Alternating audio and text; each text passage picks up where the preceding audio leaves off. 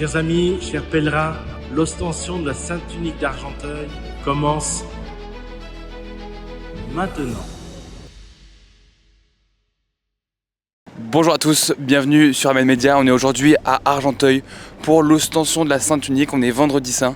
On va donc suivre le chemin de croix avant d'assister à la grande ostension.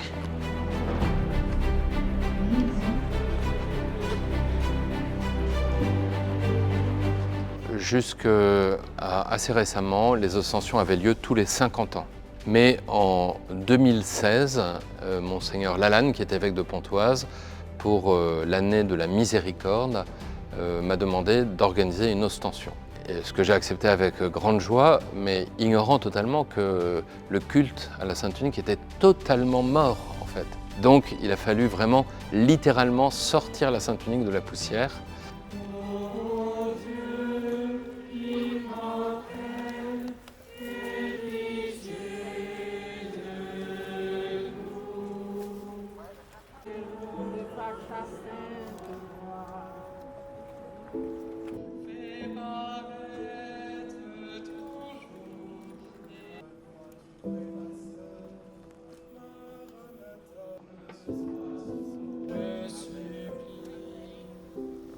Ô Christ, nous t'adorons et nous te bénissons, parce que tu as racheté le monde par ta sainte croix.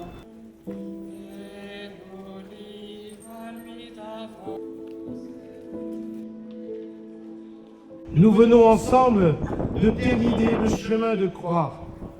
Mais notre méditation va continuer ici, devant la Sainte Tunique. Pourquoi vous êtes venu aujourd'hui auprès de la Sainte Tunique ? Pour plusieurs raisons. La première, c'est parce que c'est le vendredi saint, donc c'est aussi une manière de commémorer la mort du Christ. Et deuxièmement, j'attache aussi beaucoup d'importance à l'incarnation de notre Seigneur.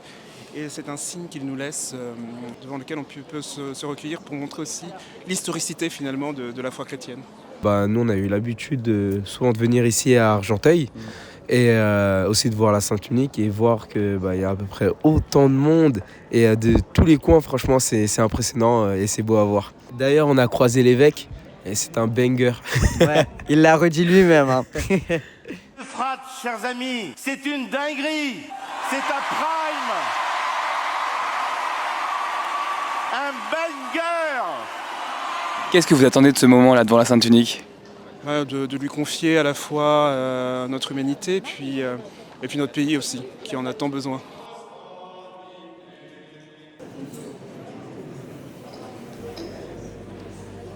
C'est une réflexion qu'on entend souvent de la part de frères protestants, tant de catholiques aussi, en disant « j'ai pas besoin de ça pour croire ». Est-ce qu'on a besoin des reliques pour croire ? La réponse est non. Notre foi, elle se fonde sur l'adhésion à Jésus-Christ et à la foi de l'Église que l'on reçoit, à laquelle on adhère par le baptême. Voilà. Cependant, prenons les choses différemment. Moi, je suis curé de la basilique d'Argenteuil. Il y a la Sainte Tunique dans mon Église, qui est là à Argenteuil depuis 1200 ans. Je dois l'accueillir comme un signe que Dieu me donne pour notre époque aussi. A-t-on besoin des reliques pour croire ? Non. Mais en même temps, quel sentiment hautain ce serait pour nous de dire « c'est bon, j'en ai pas besoin ». J'en ai pas besoin, je suis au-dessus de ça. Non, je crois aussi que notre foi a besoin aussi de s'appuyer sur des choses concrètes et c'est un signe que Dieu nous donne. Aide-moi à me donner jusqu'au bout à ta suite. Aide-moi à me dépouiller de ce qui m'encombre pour mieux faire ta volonté.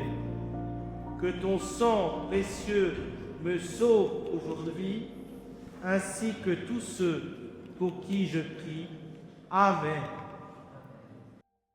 Se retrouver devant la Sainte Tunique un vendredi saint, ça a vraiment tout son sens, donc c'était vraiment important de venir ici. Quand on m'a proposé, j'ai pas hésité, franchement, non, c'était une super bonne expérience. Et là, qu'est-ce que ça t'a fait de passer devant la Sainte Tunique du Christ ? Ça fait toujours, c'est très impressionnant. C'est une chance, je trouve, d'avoir ça en France, en Île-de-France, etc. Donc non, vraiment très chanceuse d'être là.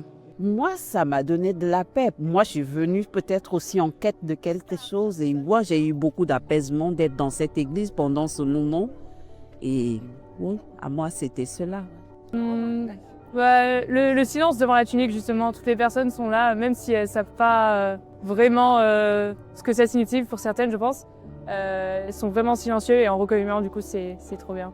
J'ai senti une lueur d'espoir pour dire que Jésus a vraiment existé dans ce monde. Je suis plutôt content. Les gens, ils étaient plus dans un recueillement. On a une chance dans notre département, dans le Val d'Oise. C'est une résurrection d'autant plus forte, quoi. Pour moi, en tout cas, c'est ce que j'ai ressenti, voilà. De passer dans la Sainte-Unique, ça fait quelque chose quand même, parce que nous, ça fait depuis longtemps qu'on essaie d'organiser tout ça avec la paroisse, cet événement. Et du coup, ouais, franchement, ça fait des émotions, et voir le nombre de personnes qu'il y a, franchement, c'est juste magnifique.